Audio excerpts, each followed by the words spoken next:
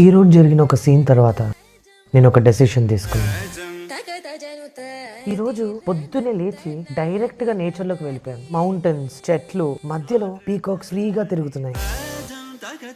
అసలు ఎంత ఫ్రీగా ఉంటాయో తెలుసా? టెన్షన్ లేదు, కంపారిజన్ లేదు, అసలు ప్రెషరే లేదు. అప్పుడే ఒక థాట్ వచ్చింది, నేచర్ కంపీట్ చేయదు, నేచర్ గ్రో అవుతుంది. ఫౌండర్ గా నేను ఎప్పుడు రేస్ లోనే ఉంటా, ప్రాబ్లమ్స్, గ్రోత్, ఇష్యూస్. కానీ ఇక్కడ మైండ్ ఆటోమేటిక్ గా స్లో అయిపోతుంది.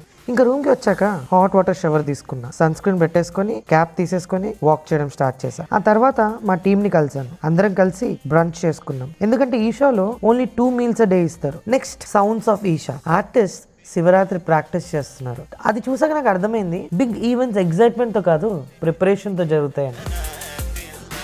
స్ట్రేంజర్స్ తో కన్వర్సేషన్ స్టార్ట్ చేయడం ఫౌండర్ కి ఒక సూపర్ పవర్. సో నేను ఎక్కడ ఛాన్స్ దొరికితే అక్కడ వెళ్ళి ఫ్లాష్ షాట్ ప్రమోట్ చేసేస్తాను. తర్వాత గురువు గారిని కలిసాం.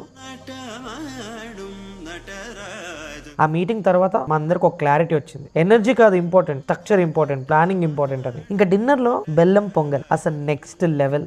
2 సార్లు పెట్టుకొని తిన్నా నేనైతే. ఇవాళ ఆల్మోస్ట్ 10 kilometers నడిచాను. Day 2 completed. ఒక ఇంపార్టెంట్ రియలైజేషన్, సైలెన్స్ కూడా ప్రొడక్టివిటీయే.